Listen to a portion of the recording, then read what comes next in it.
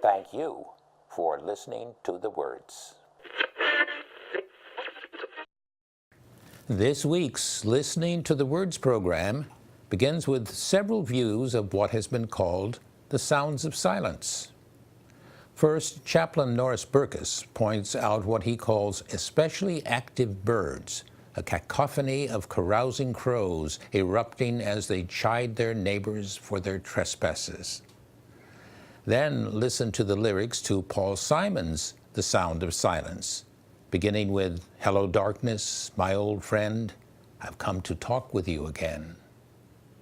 Then a man who asks, how could I be 27 years old and never have fully listened to a thunderstorm before? Then I'm happy to read Shell Pointer Joy Ellen Ryan's poem, which includes the words, "I hear a silent roar as my tears of sadness cry out loud as they slide down the windows of my cheeks."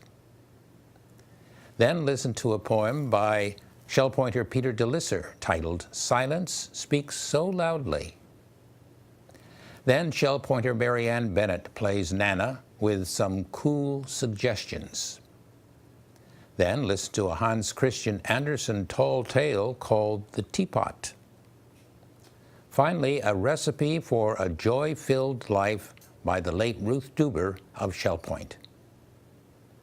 David Howenstein suggesting that you take 30 minutes to listen carefully to some sounds of silence played on Shell Point's Channel 12 every day this week from today through Sunday. Listen for it among other Shell Point programs also running on Channel 12.